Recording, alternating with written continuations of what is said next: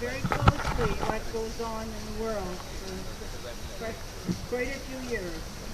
And I feel that we have to be knowledgeable. We've got to find out what's going on.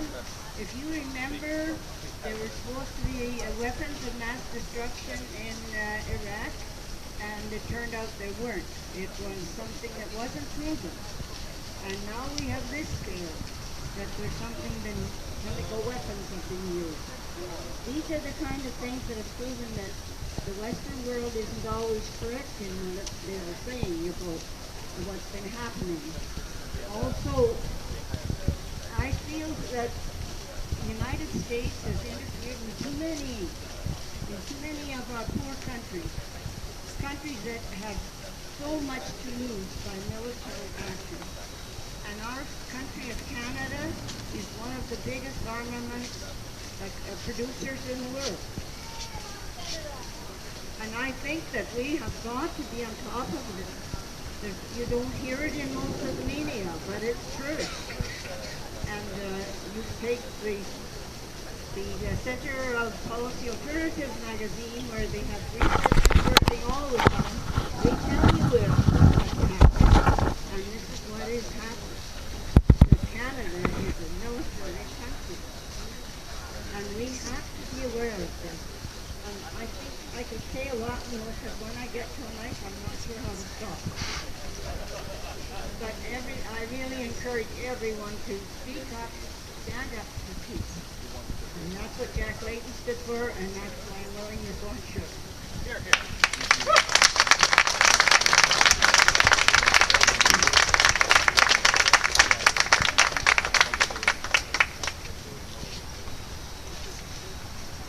Hi, my name is Kota. I'm a graduate student of U of S, and I'm really excited to be here and see all of you here. And especially, I'm really excited to see a lot of young people here rallying. And yeah, I'm at the last year of my youth. I'm 29. But I have to speak here that, like, you know, this war, imperialism affects especially young people. You know, like, we're the ones that who are going to be living in the world longer. So, yeah, and then, you know, it's really unfortunate what's happening in Syria. But the thing is, like, let Syrian people decide what's best for them. You know, don't play like you're better than the rest of the world and like kill people. You know, stop killing people by killing more people. That doesn't make any sense. So, yeah, but you know, what's also important is that we organize every day in our communities, right? Because that's the best thing we can do to stop the wars, is to build stronger anti-war movements, anti-imperialist movements here at home. So let's do that, and you know, let's keep our eyes on these bullies and make sure they don't do it.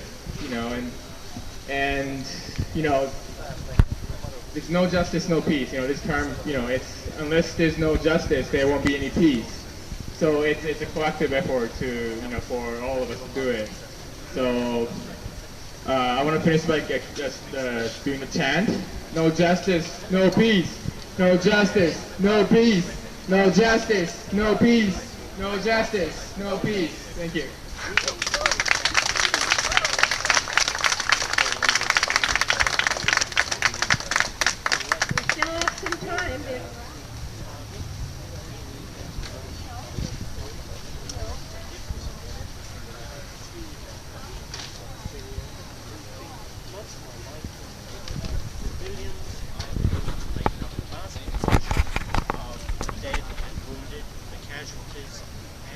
Therefore, don't feel that any legitimate objectives, any worthwhile results come from the United States attacking Syria.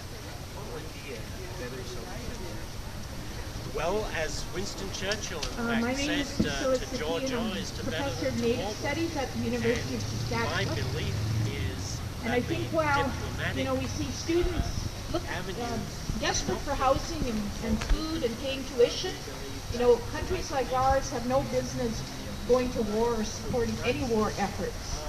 And as long as we've got one hungry child in this city, the same goes to that too.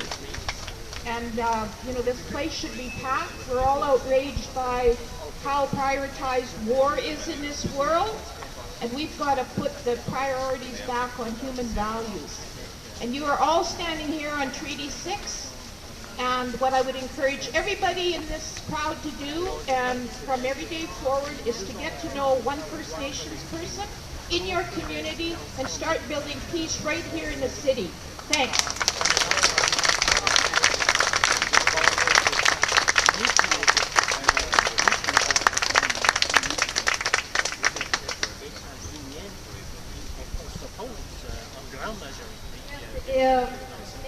Ni pour les peuples de Syrie, dans une telle situation si compliquée, ça sera that he important speak out loudly in Parliament now. I don't know, they're not in Parliament, been provoked again. And, but he can speak out against any intervention as he travels around. There's nothing stopping him from doing that. So let's hope that he hears the message and he does that. Thank you.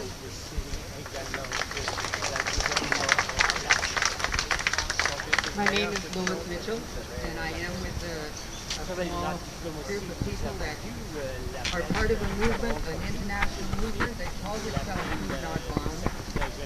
And every Saturday afternoon, this little group of people gets together, and with food that would otherwise go to waste, they make a big pot of soup, take it out on the street and give it away to people.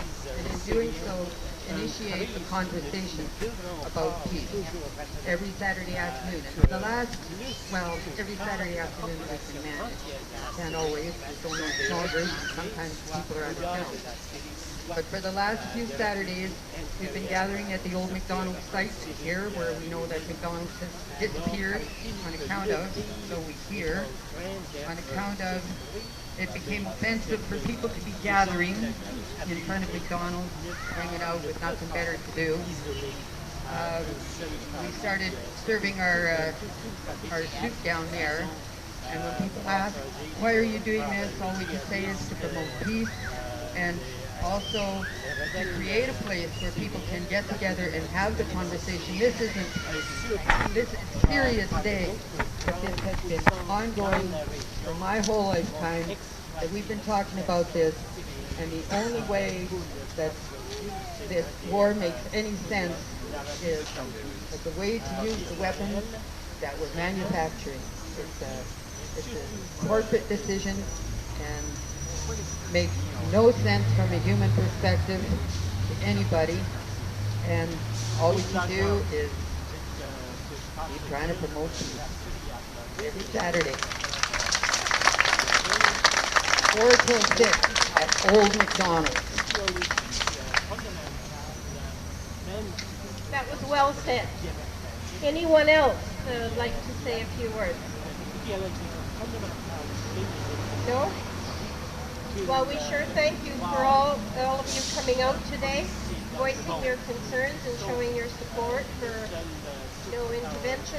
And let's hope that our voices continue to be strong and that we're heard by the people who should be hearing them. Okay? Good afternoon.